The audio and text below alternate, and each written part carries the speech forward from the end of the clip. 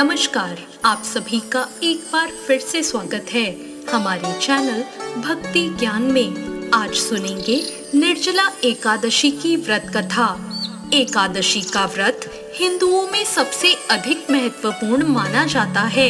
वर्ष में 24 एकादशियां आती हैं, किंतु इन सब एकादशियों में ज्येष्ठ शुक्ल एकादशी सबसे बढ़कर फल देने वाली समझी जाती है, क्योंकि इस एक एकादशी का व्रत रखने से पूरे साल की सभी एकादशियों का फल आपको प्राप्त होता है। इसे पांडव या भीमसेन एकादशी के नाम से भी जाना जाता है। आइए सुनते हैं निर्जला एकादशी की व्रत कथा।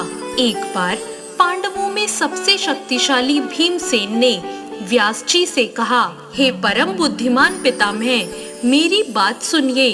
राजा युधिष्ठिर, माता कुंती, द्रौपदी, अर्जुन, नकुल और सहदेव ये सभी एकादशी को कभी भोजन नहीं करते और मुझसे भी हमेशा यही कहते हैं कि भीमसेन एकादशी को तुम भी कुछ नहीं खाया करो, परंतु मैं उन लोगों से यही कहता हूँ कि मुझसे भूख बर्दाश्त नहीं होती। मैं भगवान की शक्ति पूजा आदि तो कर सकता हूँ, दान भी दे सकता हूँ, परंतु भोजन के बिना मैं नहीं रह सकता। इस पर व्यास जी ने कहा, हे भीमसेन, यदि तुम नरक को बुरा और स्वर्ग को अच्छा समझते हो तो हर महीने की दोनों एकादशियों को अन्न मत खाया करो। भीम ने कहा, हे पितामह, मैं तो पहले ही कह चुका हूँ, मैं भूख सहन नहीं कर सकता। यदि वर्ष भर में कोई एक व्रत हो तो मैं उसे रख सकता हूँ, क्योंकि मेरे पेट में व्रत नाम वाली अग्नि है, उसे मैं भोजन करके ही शांत कर सकता हूँ। भोजन करने से वह शांत रहती है, इसलिए पूरा उपवास तो क्या, एक समय भी बिना भोजन के रहना मेरे लिए बहुत कठिन है। इसलिए आप मुझे कोई ऐसा व्रत बताइए जो वर्ष में केवल एक ही बार करना पड़े और मुझे स्वर्ग की प्राप्ति हो जाए। यह सुनकर श्री व्यास जी ने कहा, हे पुत्र, बड़े बड़े ऋषियों ने बहुत से शास्त्र आदि बनाए हैं, जिनसे बिना धन के थोड़े परिश्रम से ही स्वर्ग की प्राप्ति हो सकती है। इसी प्रकार शास्त्रों में बताया गया है कि दोनों पक्षों की एकादशी का व्रत करने से मुक्ति मिल जाती है। श्री व्यास जी के वचन सुनकर भीमसेन नरक में जाने के नाम से भयभीत हो गए और कहने लगे, अब क्या करूं? माह में 2 व्रत तो मैं नहीं कर सकता, लेकिन पूरे वर्ष में एक व्रत करने का प्रयत्न मैं अवश्य कर सकता हूँ। इसलिए पूरे वर्ष में कोई एक दिन व्रत करने से मेरी मुक्ति हो जाए, ऐसा कोई व्रत बताइए। यह सुनकर श्री व्यास जी कहने लगे कि वृषभ और मिथुन की संक्रांति के बीच ज्येष्ठ मास के शुक्ल पक्ष की जो एकादशी आती है, उसका नाम निर्जला है। तुम उस एकादशी का व्रत करो। इस एकादशी के व्रत में स्नान और आचमन के सिवा जल वर्जित है। आचमन में 6 मासे से अधिक जल नहीं होना चाहिए, अन्यथा वे मद्यपान जैसा हो जाता है। इस दिन भोजन भी नहीं करना चाहिए, क्योंकि भोजन करने से व्रत नष्ट हो जाता है।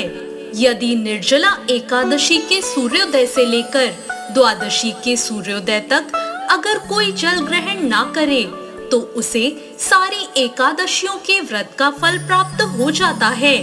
द्वादशी को सूर्योदय से पहले उठकर स्नान आदि करके ब्राह्मणों को दान देना चाहिए। इसके बाद भूखे और सच्चे ब्राह्मण को भोजन कराकर आप भी भोजन कर लेना चाहिए। इसका फल पूरे वर्ष की संपूर्ण एकादशियों के बराबर होता है। व्यास जी कहने लगे, हे भीमसेन, मुझको स्वयं ये बात भगवान ने बताई है। इस एकादशी का पुण्य समस्त तीर्थों और दानों से अधिक है। केवल एक दिन मनुष्य निर्जल रहने से उसे समस्त पापों से मुक्ति मिल जाती है। जो मनुष्य निर्जला एकादशी का व्रत करते हैं उनकी मृत्यु के समय यमदूत आकर नहीं घेरते, उन्हें तो भगवान के पार्षद पुष्पक विमान में बिठाकर स्वर्ग ले जाते हैं। अतः संसार में सबसे श्रेष्ठ निर्जला एकादशी का व्रत है, इसलिए पूरे यत्न के साथ इस व्रत को करना चाहिए। उस दिन ओम नमो भगवते वासुदेवाय मंत्र का उच्चारण करना चाहिए और हो सके तो गोदान भी अवश्य करना चाहिए। इस प्रकार श्री व्यास जी की आज्ञा अनुसार भीमसेन ने इस व्रत को किया। इसलिए इस एकादशी को भीमसेनी या पांडव एकादशी भी कहा जाता है।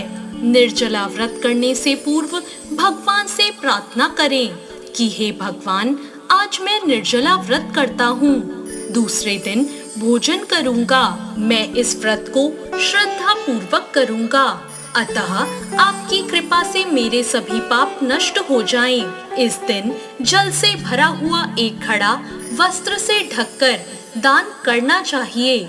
जो लोग इस दिन यज्ञ आदि करते हैं, उनका फल तो वर्णन ही नहीं किया जा सकता। इस एकादशी के व्रत से मनुष्य विष्णु लोक को प्राप्त होता है। जो मनुष्य इस दिन अन्न खाते हैं, वो चंडाल के समान हैं। वे अंत में नरक में जाते हैं। जिसने निर्जला एकादशी का व्रत किया है, चाहे वो ब्रह्म हत्यारा हो, मदिरा पान करता हो, चोरी करता हो या गुरु के साथ द्वेष करता हो, इस व्रत के प्रभाव से वो स्वर्ग जाता है। श्री व्यास जी ने कहा, जो पुरुष या स्त्री इस व्रत को श्रद्धा पूर्वक करते हैं, उन्हें सबसे पहले भगवान का पूजन करना चाहिए, फिर गोदान करना चाहिए और उसके बाद ब्राह्मणों को मिष्ठान व दक्षिणा देनी चाहिए। इसके बाद जल से भरे कलश का दान अवश्य करना चाहिए। निर्जला के दिन अन्न, वस्त्र और जूते आदि का दान भी करना चाहिए। जो मनुष्य भक्ति पूर्वक इस कथा को पढ़ते या सुनते हैं, उन्हें निश्चय ही स्वर्ग की प्राप्ति होती है। तो ये थी निर्जला एकादशी की व्रत कथा। आपको ये कथा कैसी लगी कमेंट बॉक्स में जरूर बताएं और हमारे चैनल भक्ति ज्ञान को सब्सक्राइब करना ना भूलें। धन्यवाद।